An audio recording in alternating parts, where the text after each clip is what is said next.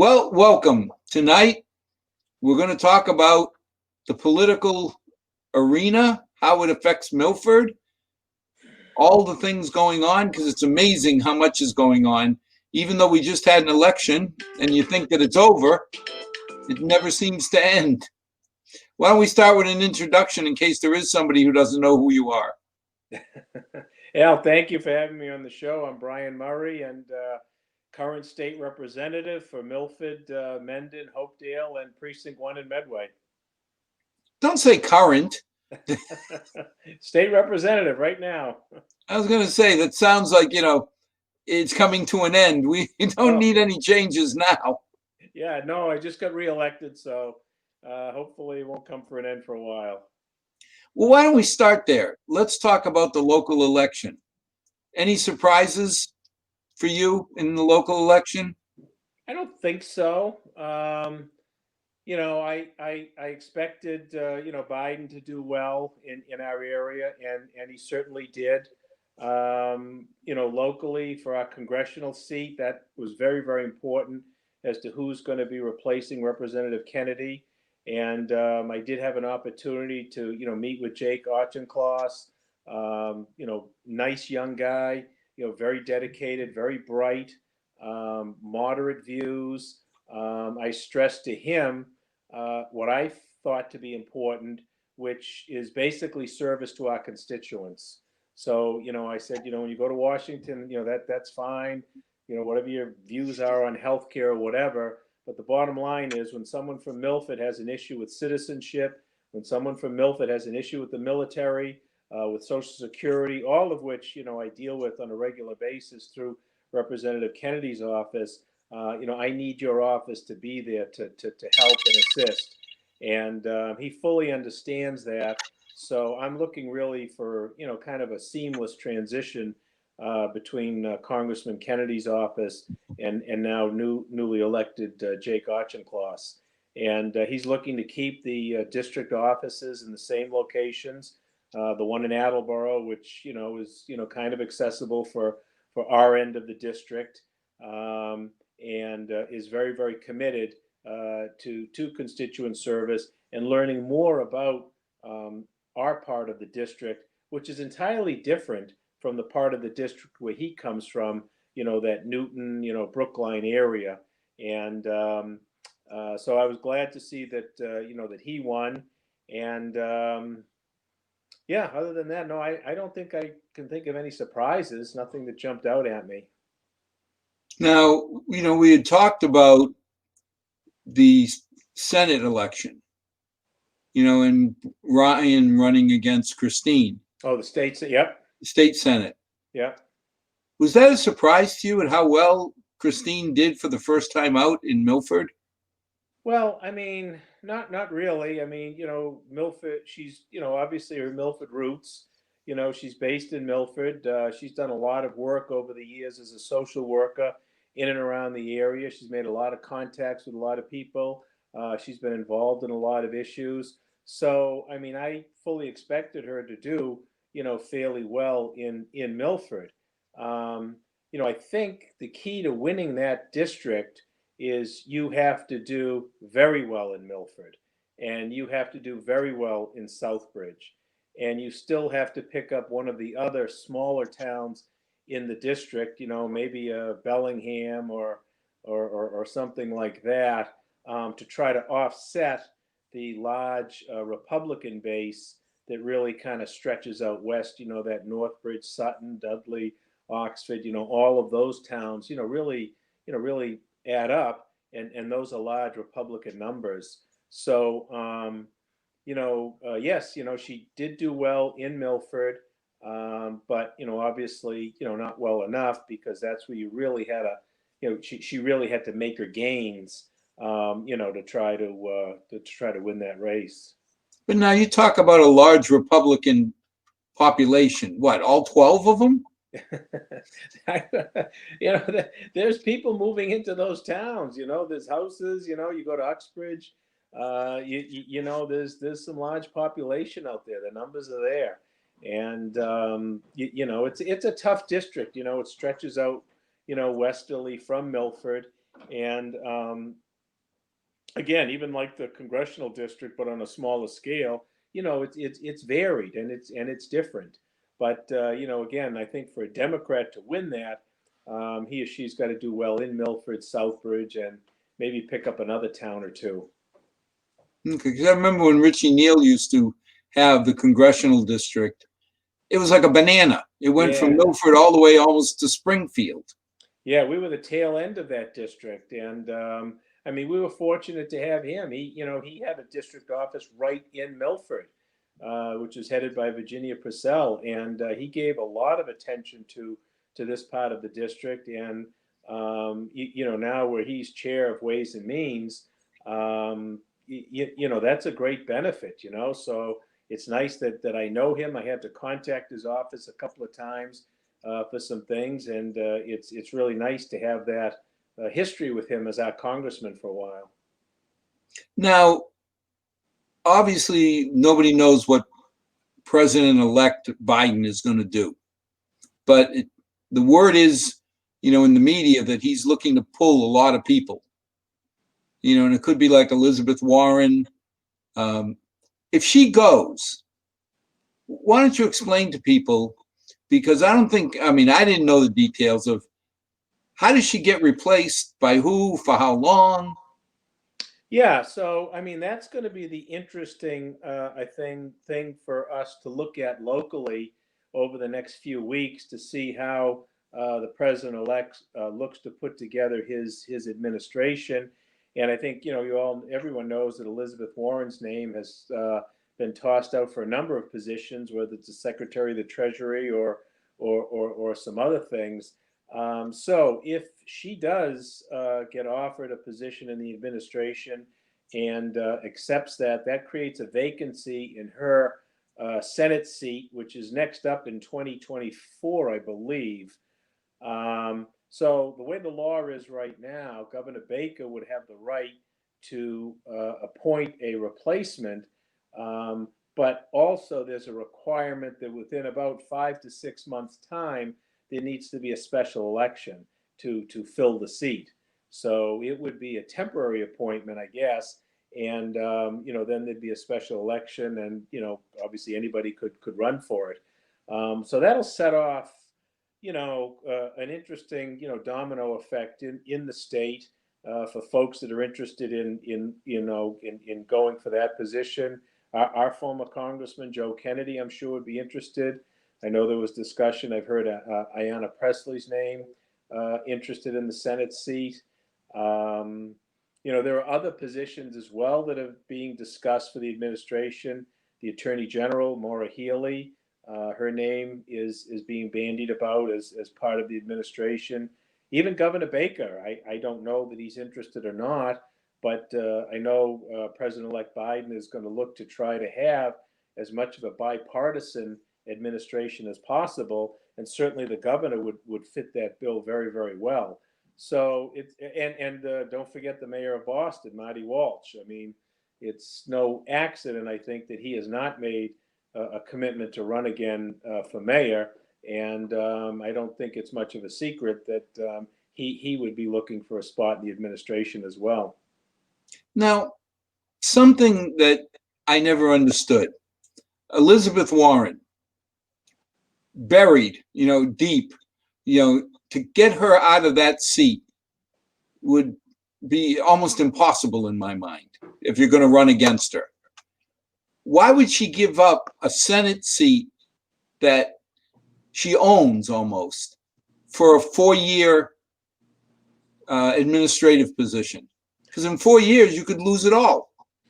Yeah, but I mean, she's an extremely intelligent person, and she's got so many different ideas.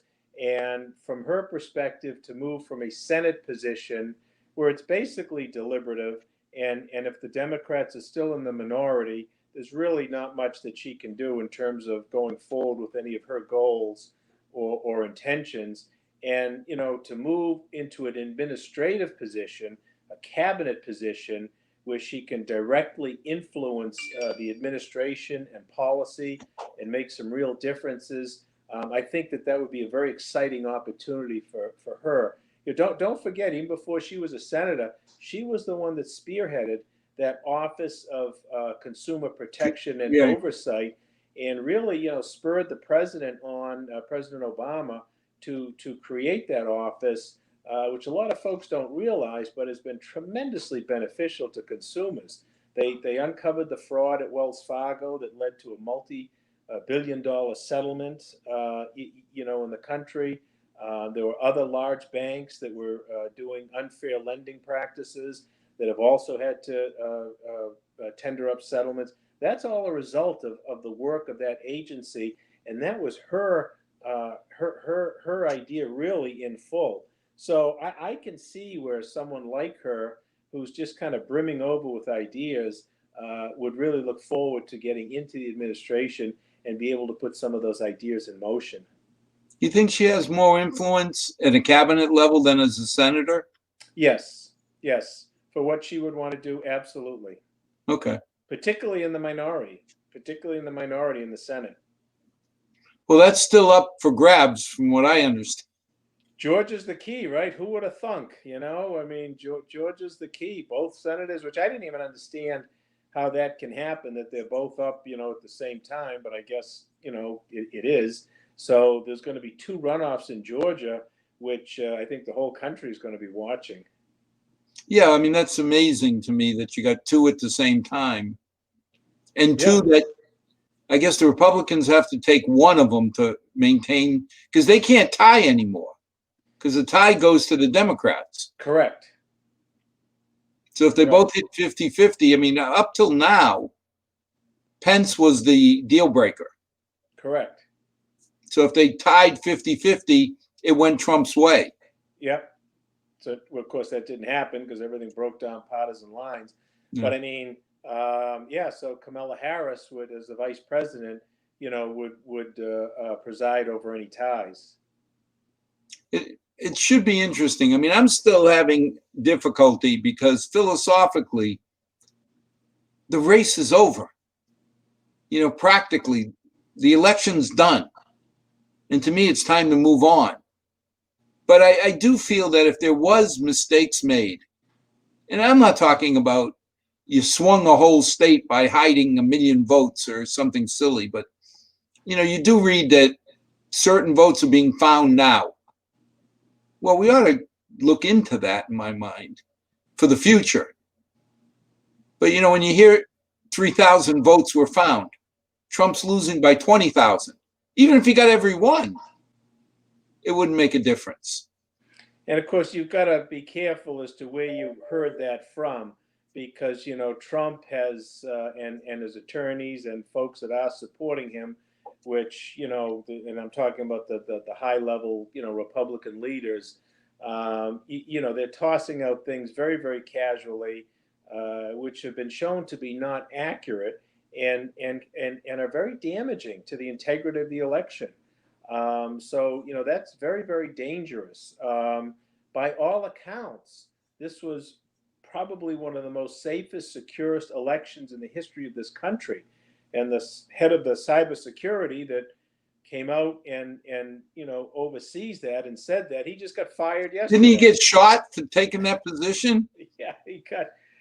So I mean, it's just funny to me that I guess the states that Trump lost, there was voter fraud, but I guess in the ones that he won, there was no voter fraud. Well, in the beginning of this, I thought Trump was doing us a big favor by screaming there'll be fraud, because everybody tightened up. Nobody, in my mind, nobody wanted to be accused of. That's probably true, but in his mind, what he was doing was laying the seeds of doubt. I mean, he's a very, very smart, very, very clever manipulator, and that's what I would say that was his plan, to sow the seeds of doubt out there, so that when he does come in under Biden, and he does go forward and say that the election was rigged and it's fake, then people are going to be more apt to hear it because they've heard that over and over again. Unfortunately, what it does is it really undermines the institutional underpinnings of our country, as the best democracy in the world. I mean, the core aspect of our government is a free and fair election, and by calling that into question, you call into question the very essence of our government, of our democracy, which of course is just what Russia, China, North Korea, Iran, that's what they want to see, and he's playing right into their hands.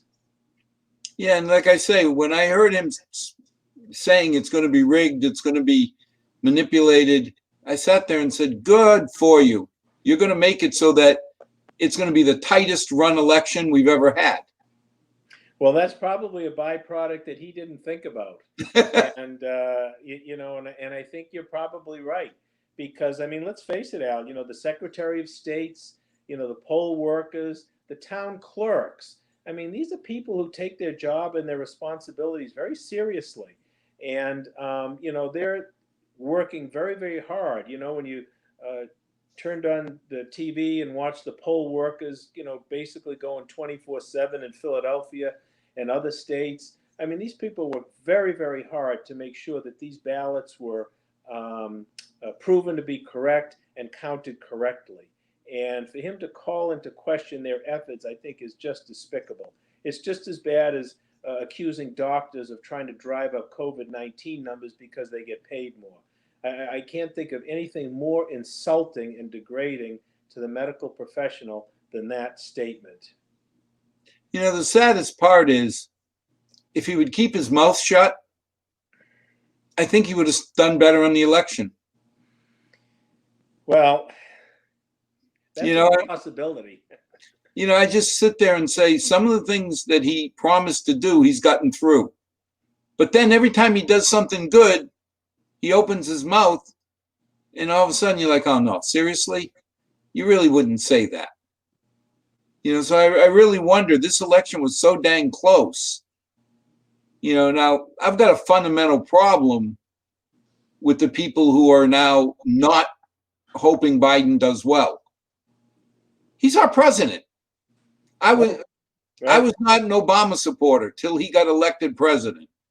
Right. Then all of a sudden, I hoped he did the best that ever could be done, because hoping for him to fail just means our country gets hurt. Well, that's true, and unfortunately, that's the view that Mitch McConnell took when Barack Obama got elected president. That was the first thing that Mitch McConnell said. His job was to make sure that Obama was a one-term president, and they okayed absolutely nothing of his. So, that kind of attitude has got to stop.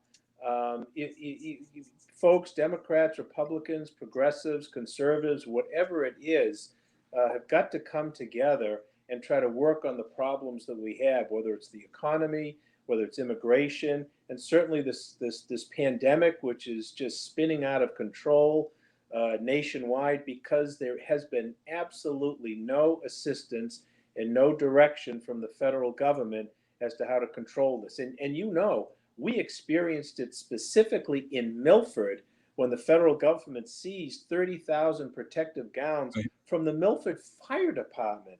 I mean, my goodness, is the federal government that backed up that they have to take on gowns that, Mark Nelson or Bill Toohey ordered? That to me was just the crowning effort of inefficiency and ill preparedness on the federal government. And yet they put through something that I consider a minor miracle, which is to get a vaccine in less than 2 years. Like I say, they do something good, because when Trump first came out and said, I'll have one in 9 months, I remember looking at Sharon saying, yeah, and I'll be young, thin, and have hair again. It just doesn't work that way. And yet here we are. I mean, that's really, the high tech and the drug companies that have gone forward and done that. When you peel back the onion on that and you see that they gave billions to Kodak, to try to develop a vaccine when, Kodak is still working on developing film. You can just see the kind of scheming that went on beyond the scenes, with the administration. I think what happened was we have such very, very successful, high tech and pharmaceutical companies, and just some really dedicated and brilliant folks that work at that. Despite the challenges, they've come forward, and we just hope that these vaccines, show the test of time on these, because as a vaccine does have to be tested to see what the side effects are and how folks are reacting to it. So while it looks promising right now, I think there's still more work to be done. Well, that's the danger of going too fast. Right. It may have good efficacy, but side effects don't just go 30, 90 days, and then you say we're safe. So we'll see. Right. But again, at the rate we're losing Americans, I don't know if we have much of a choice but to try it.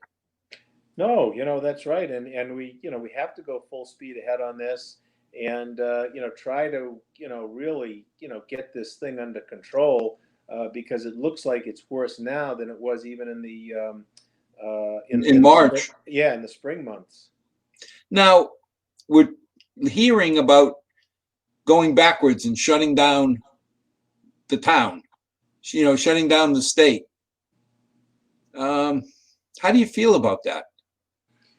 I think in Massachusetts, I think that, Governor Baker and the administration has approached it very, very reasonably, and based upon good, solid scientific information.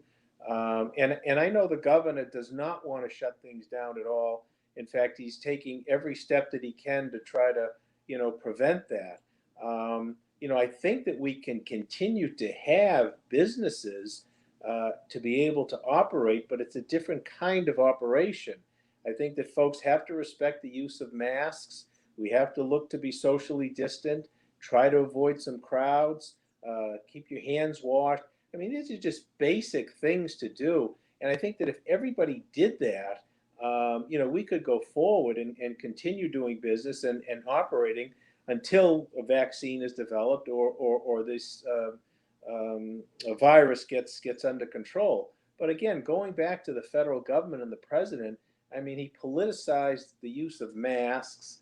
Really didn't give any of the states any type of direction in terms of reasonable requirements. So it's like the Wild West. Every state is out there on their own doing their own thing, and I think some states did better than others. And I think Massachusetts, not that I'm biased, but I am.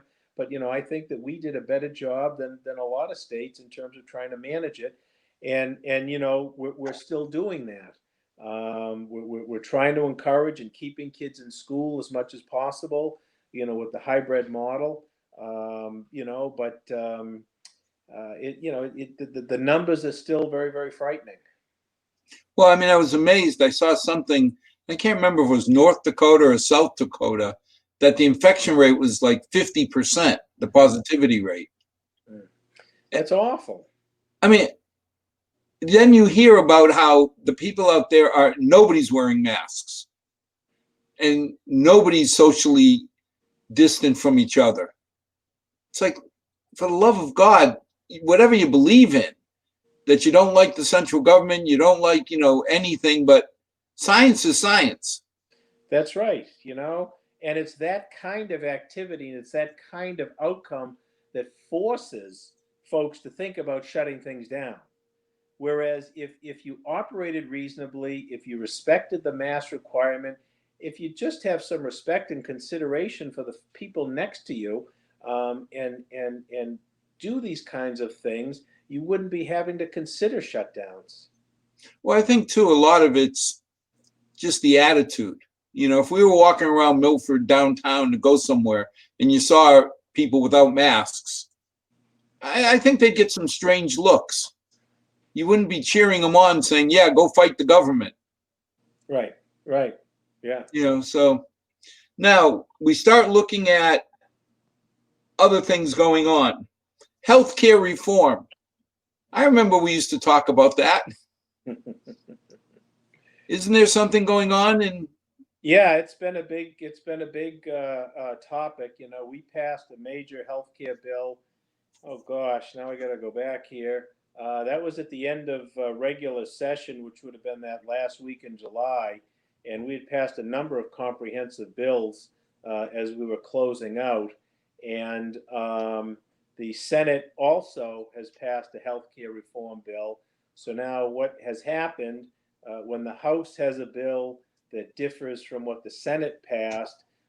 There's a six-member conference committee that's appointed, three members of the House of Representatives, three members of the Senate, and then they go into conference, the two bills, to try to come up with a compromise bill, that the committee can agree on, to then present to both chambers. It's an up or down vote. You can't amend it at all. And then if that passes both chambers, it would go on to the governor. So that's one of the bills right now that's in conference committee. I'm really, I really hope that we get something done on that front. There's a lot of different facets to it. It's looking to control the price of drugs. It's looking to increase the telemedicine usage. It's looking to, I think, make it easier on some of the licensing requirements with things like nurse practitioners and that kind of stuff. And then, of course, really trying to reduce that cost of healthcare, as much as we can. So it's obviously a major issue. At the end of my first session, the same thing happened. Both chambers passed the bill, and unfortunately, the conference committee could not, come up with anything back in 2018. So now we're at the same spot again, and it would be very unfortunate if the conference committee was not able to come up with a compromise bill. Now, Brian, when you say control the price of pharmaceuticals, how do you do that? Do you just change the rules of how you negotiate, or? Well, yeah, that's pretty much the major component, and I'm not too familiar really with what the Senate put forth, but from the House perspective, it allows Mass Health to gives Mass Health a little bit better negotiating power with some of the pharmaceuticals in terms of drugs, and giving them options, to purchase other drugs and buy in bulk and that kind of thing. So it just, I think, increases the tools that providers may have, to draw on different medications. Yeah, I was always amazed when I heard there was a law that prevented state health departments from negotiating with pharmaceutical companies.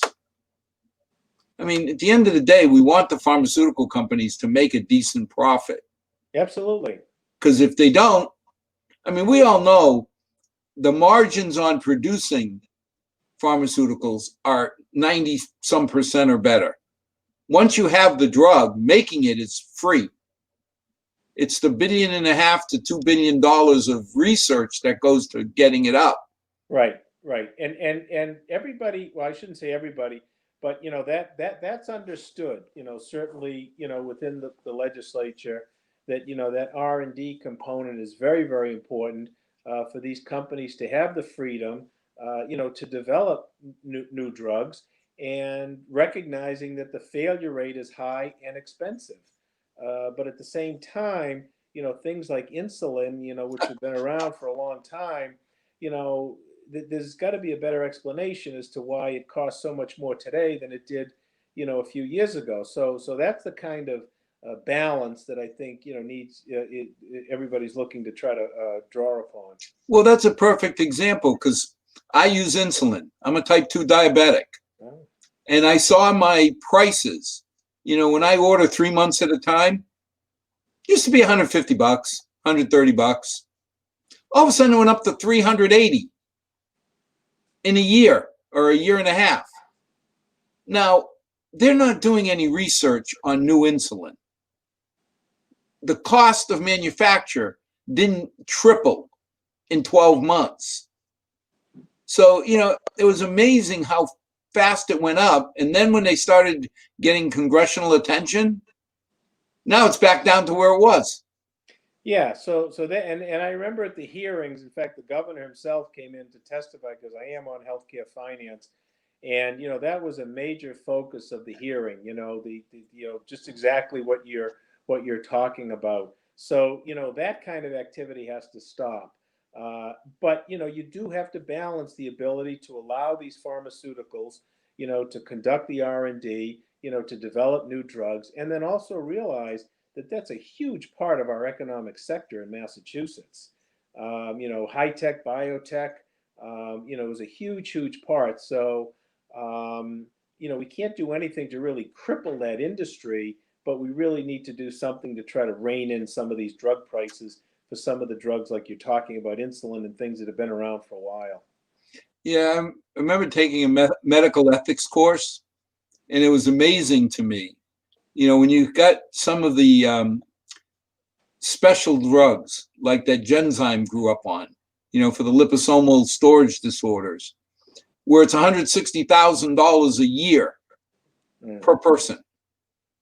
And the fundamental question was, should you save one person or put that 160 and save 500 in the inner city? Right. Yeah. And I remember I said, well, it depends. Is that person my wife, my daughter? You can't decouple it. That's right. How do you put a value on that? It's Yeah. like we used to say, unemployment is annoying until you're unemployed. Right. Then it's critical. Absolutely. So now the other thing you keep hearing about, and I never really understand, is police reform. Because I hear defund the police, do away with the police. And then all of a sudden you start seeing crime rates in certain cities, Minneapolis going up 50%. Well, if you don't have anybody watching, why is that a surprise? What are we doing when we say police reform in Massachusetts? Yeah, that's really an unfortunate, moniker, defund the police, and I'm not real sure where that came from. Um, it's totally impractical, it's unrealistic, and it's obviously a bad idea. To me, what people are trying to get around and articulate, to be honest with you, is what we've been doing in the Milford Police Department for quite some time, and coupling the police officer with a drug counseling program like Community Impact and the group that Amy Leone has, so that when a police officer arrives at a drug scene, whether it's an overdose, certainly the police officer is going to have the medical wherewithal with Narcan and anything like that. But if there's additional services, help, or understanding, well, then that's why the counselor is there, and that's an additional service that could be provided as part of the police call. So it really doesn't mean to me defund the police and stop the police. When I hear that, I'm hearing about people looking to expand how police officers deal with issues like that. So this is not a shootout. It's not a bank robbery. It's nothing like that. It could be a very unfortunate situation. It could be an OD. Well, when I first started practicing back 35 years ago, they were all criminals. Everyone was a criminal. I mean, the junkie, someone who was really addicted, and would go in and try to shoplift to get money to feed the habit. It was all criminal, and the only thing that was out there was jail. That was not the right approach. That was a very short-sighted approach. That approach has changed so that now there's a recognition that that's not really criminal oriented. Yes, it's a criminal act, but it's only ancillary to the underlying problem, which is the drug addiction.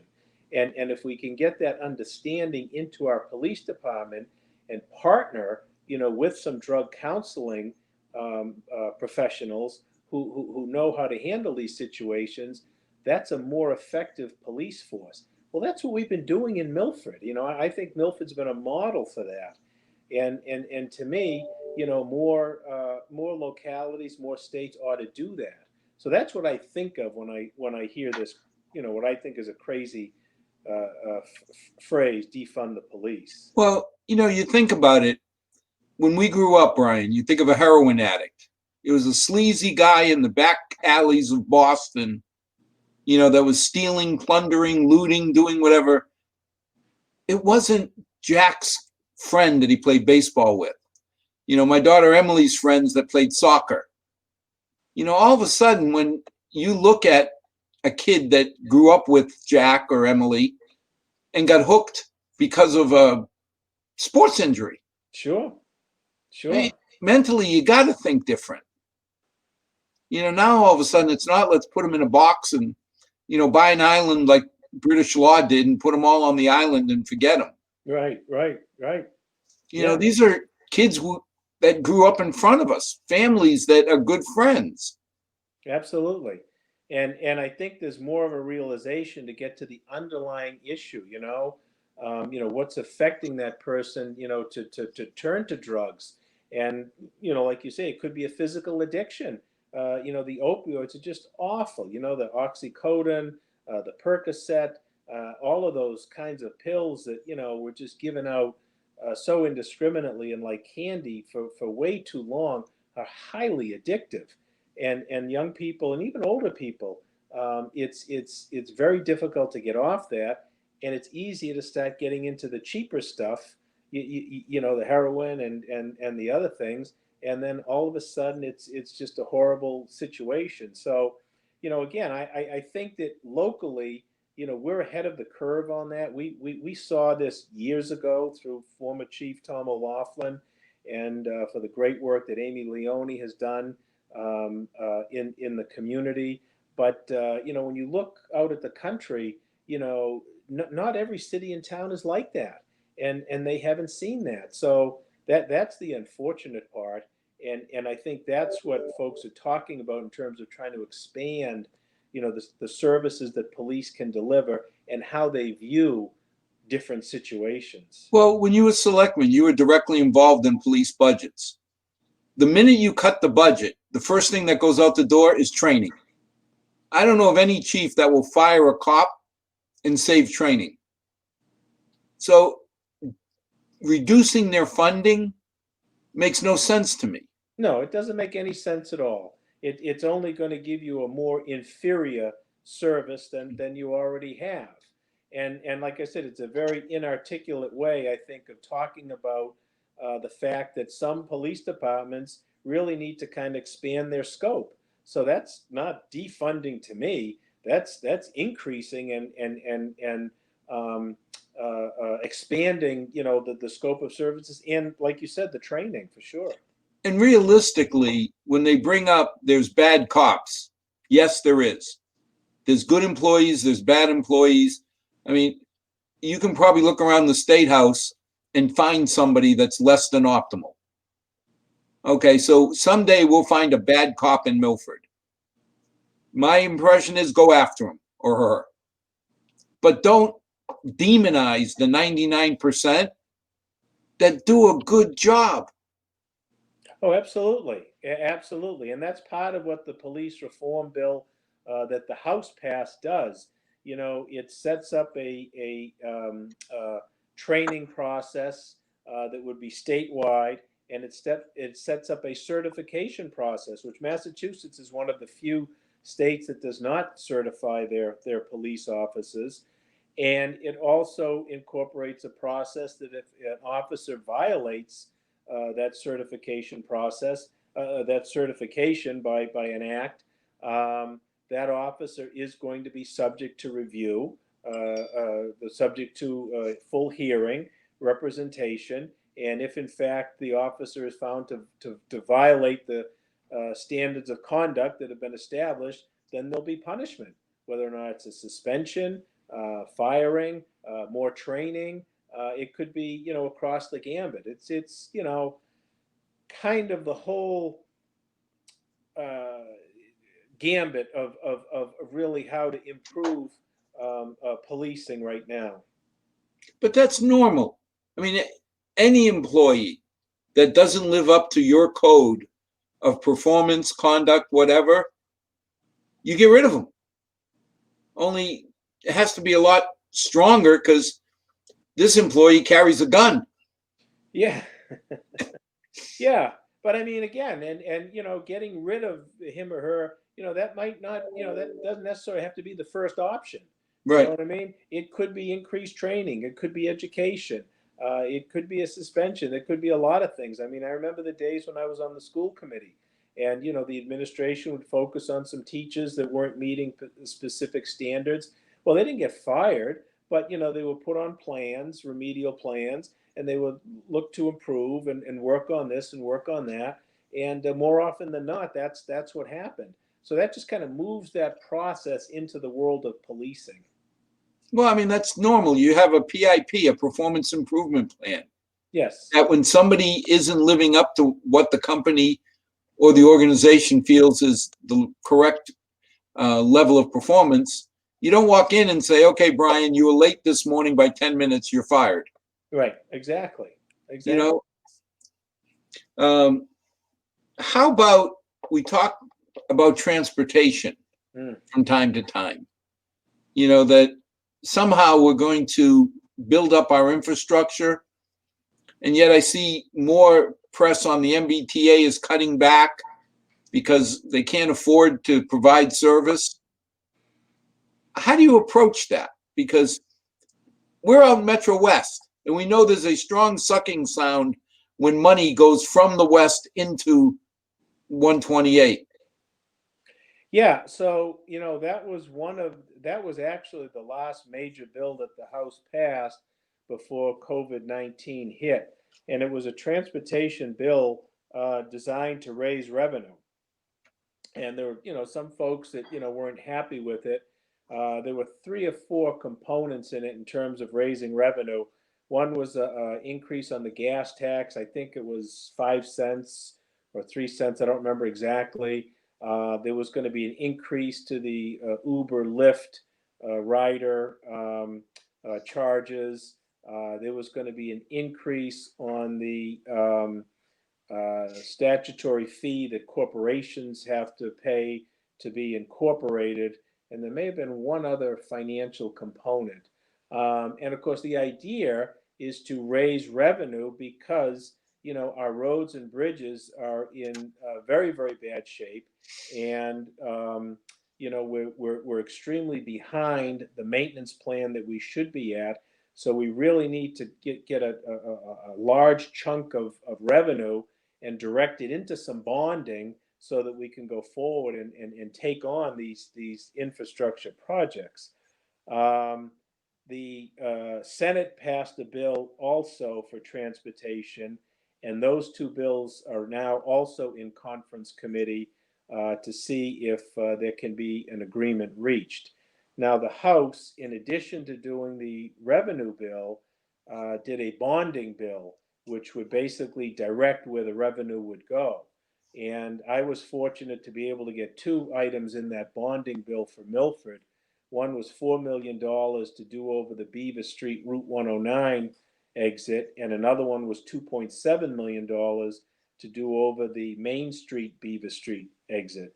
And I got that, basically from the town and Mass DOT, because those projects are in progress right now. They're being studied, they're being evaluated, the funding component is needed. So I was able to get both of those in the bond bill. So, I've got kind of a personal interest in this particular piece of legislation, and I'm hopeful that something will come forward on it. Clearly, and as well as I, the 109 Beaver Street intersection is long overdue. But Brian, even there's areas like I had somebody come to me and say, why are we building a bridge on Central Street? And I said, what do you mean building a bridge? Well, I saw in the paper, one of the papers, that there's an article for $3 million that we're going to have to put up $1.5 million. There's no bridge on Central Street now, so we must be building a new one. People don't understand that there is a little bridge there. There is. And in fact, that bridge, Scott Christofouli did a nice job in putting that grant application together. And I submitted a letter in support of it, and the state came forward with $500,000 for that particular project. And that bridge is very deficient, and it's over the is that, well, that's the Charles River. Is that the, Right. yeah, it's over that area there, and it's extremely deficient. And what do you think's going to happen if we knock out Central Street? There's a huge population now up on Bear Hill. Central Street is almost like a de facto bypass road from Main Street. So that bridge is extremely important. So, the highway surveyor, I thought, did an excellent job, in putting that together. He contacted me. I actually worked with MassDOT on it to kind of, make sure it was getting attention. I didn't want to be a pain, but I did contact him a few times and say, hey, how are we doing on this? How does Please it be a look? pain. And we got the full award on it, so that's very, very nice to see. But that's the amazing part. I mean, for years, when you were selectman, we fought the Godfrey, Milford, all the Brooks. Yeah. We were talking about millions of dollars. And it was one of the selectmen, it was Bill Buckley, who took me up to a house in West Street. Yep. He said, take a look at this house. And it had eroded. The brook had eroded to within like 2 feet of the people's house. Sure. And you sit there and say, my God, this really brings it home. It's not making a brook out in the back of your yard look pretty. Right, right. And here we are. We had to spend $250,000 to save 2 homes. And again, people say, why are you doing that? The town technically isn't on the hook for the brook. That's the property owners. That's true. But what are you going to do? You're going to tell somebody you got a $250,000 problem? Yeah, no, I mean, that's what government, is there for, to handle these large scale problems that affect the community as a whole, that individuals will not be able to deal with otherwise. And how do you look at somebody and say, we're not going to help you. We got a $3 million surplus in free cash, but we're going to let your house sink into the Godfrey Brook. Yeah, no, and Godfrey Brook, has been a, I don't even want to say it's a problem. I mean, it's just an old part of Milford, and it's part of the community, and it's something that we need to continue to address and deal with. And I thought the approach that we took was a wise one, in that we tried to target the areas in need and kind of build it up that way. And at some point, all of those points are going to connect, and you've got a fully restored brook. But I know Reno DeLuzio did a lot of work on that around the Water Street area, and that culvert, I still see it there. That's a remarkable piece of work. So yeah, that's the kind of infrastructure that that needs to be improved on. And from the transportation perspective, unless you have that targeted funding, unless you have that segregated money, you just don't have enough to get in there and make the difference that you have to make on the Commonwealth basis for our roads and bridges. And we've been lucky. I mean, 14 years of a surplus straight? It hit me when a couple towns around us were debating whether they could maintain certification for their library. While we were fighting is, should we spend $1 million or $1.5 million upgrading our library?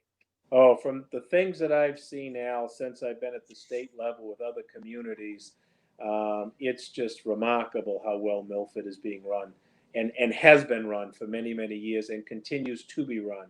And we're all very, very fortunate about that. Now, we talk about economic development. Got back in the news when another TIF is coming. Corporate welfare, we're going to give money away. I'm amazed at how people don't understand. Corporate welfare, I'm not a fan. A TIF that guarantees money for Milford? I mean, you've been a proponent of a number of TIFs. Absolutely. In fact, I refuse to call them TIFs. I call them development incentives. And even when I, had gone to the state, to sought approval for the ones as a selectman, I told them, I said, I'm not going to call this a TIF. This is a development incentive, because if we don't do this, this company is not going to either A, expand here, or B, locate here. And so, okay, there's a reduction of, what could have been paid. But guess what, guys? If we don't do this, there's not going to be anything that would We be get to keep paid. 100% of nothing. Yes, and it has a time limit on it. The TIF expires after 5 years or 10 years or 15 years, and then there is full assessed value. And meanwhile, you've got a thriving business in your community, which is creating jobs and which is has an ancillary spill off by using our restaurants, our gas stations, and our shops and our stores, and it just really adds to that whole economic development of the town. I think people don't understand that if Murray Incorporated is paying $100 worth of taxes and they come for a TIF or an economic development, whatever you call it, because they're going to expand and they could be charged 150, the 100 stays. Right. We don't reduce that at all. But for 5 years, 10 years, we don't take $50, we take 25. So if they're building a building, or like the people that were coming here expanding, we can't lose. Yeah. I remember we had one with, what was it, an appliance company that left town. Which one? Long Holmes? Home. Yeah, Holmes Air. Yeah. Oh, that was many years ago. Wow. Yeah. That was But really. they left, I can't remember, 10 years ago, whatever. Oh gosh, no. That was early on. That was a good 20 years ago. Oh my God, I'm getting old. But as far as I know, they did not take the building with them. That's right. That's right. So even though they're gone, the TIF that was supposed to be whatever, 5, 10 years, evaporated the day they walked out of town. And now that somebody who owns the building has been paying full taxes. Exactly. There's a decertification of the TIF, and the assessment on the real estate goes up to the full market value. And the company that had the development incentive, they're gone, but the real estate is still there, and the real estate has to pay their taxes. What else can we do to bring more business to Milford? Well, I mean, Milford really is in a more advantageous position than a lot of communities. And the big part of it, I think, is the two exits on Route 495, which we've talked about and heard about. It seems as though Amazon right now is a major player in Milford, and I think the Amazon Center in Milford, because I was just with the Amazon folks on Monday. They gave a contribution of $25,000 to the youth center, and they were telling us that Milford Center on Industrial Road is one of the busiest in the region, in the East Coast. I mean, well beyond Massachusetts. So Milford is very, very appealing to them, and that's a revenue driver when you get a company like that in the community and they realize that they want to be part of the community. I think the contribution to the youth center is just the start of things to come. So yes, there are going to be issues with Amazon, and the key, like any business, is to work with these businesses, make them cognizant of the issues that confront the residents, and minimize those issues as much as possible. And hopefully your business community and your residential community, can live together under the same roof. But specifically with the dual tax rate, Milford needs commercial and industrial activity to succeed. Well, when you start thinking about it, I would rather work with a new company like you did and other people have, and put them in an area like at that end of Milford. That's got to be one of the smallest impacts. If you put it in the Heights or the Plains, it's orders of magnitude more disruptive. Yeah. So, I mean, I think we need to do things like, revitalize that Beaver Street, Route 109 intersection area. It boils down a lot to infrastructure. Mendon, for example, is at a huge disadvantage in terms of trying to court business because they have no water sewer infrastructure, and it's just not going to draw businesses there. So Milford, we always obviously have that, but the infrastructure that I think we need to be cognizant of is our roadways, and to do what we can to expand those, and leverage not only the state participation, the local participation, but the businesses themselves. I've been talking with representatives of businesses around that intersection area, and they're fully prepared to participate in this kind of a global type project. Those are the kinds of things that we have to do to make the town more appealing to businesses and residents and more livable. Well, I think if anybody has doubts, Hopedale's got 1 million square feet, and it's been there for, I mean, my mom worked there, Sure. 30 years ago, and Sure. there it is. Yeah. If that was if you picked up Draper's and moved it to the end of Beaver Street, you think it would have sit idle for 30 years? Right. Right. And that's been a huge anchor in the town of Hopedale, both physically and economically. It's basically, split the town, and it really has prevented any kind of economic opportunity going forward. Hopedale is taking some steps now. The owner is finally working cooperatively with the town, and I think we will see some development there soon. But yes, that's a huge, huge problem in Hopedale. And as you say, two of our biggest assets are those exits right on 495. Absolutely.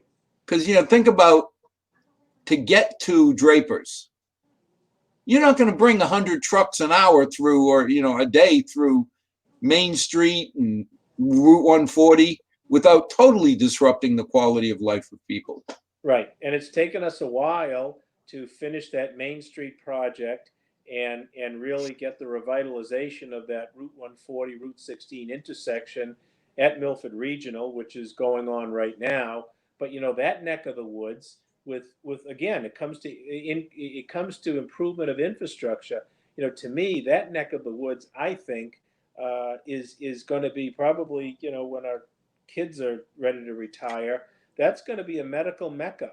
That's going to be like UMass Worcester. There's going to be ancillary businesses all around there, whether it's medical professionals, medical supplies, maybe there's restaurants that are needed. But I think that whole area is going to develop commercially, all centered around Milford Regional Medical Center and the Dana-Farber, which is another tremendous asset that we have.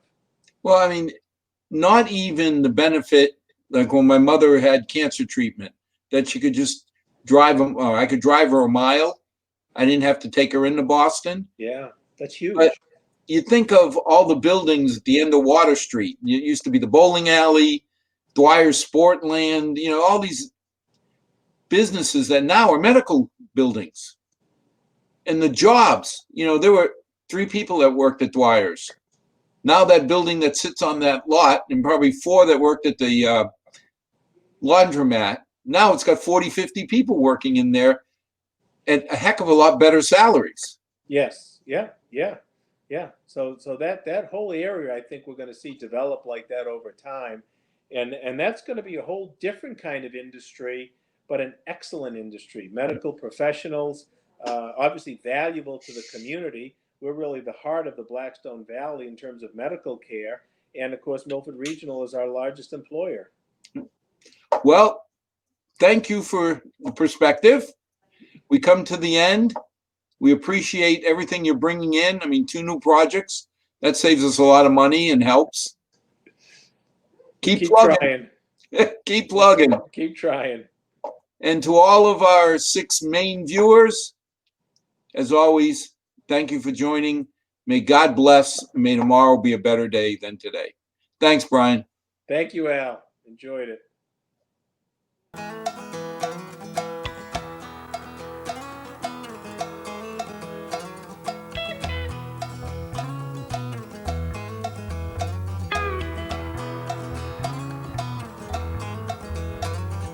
Not too long since I've been home.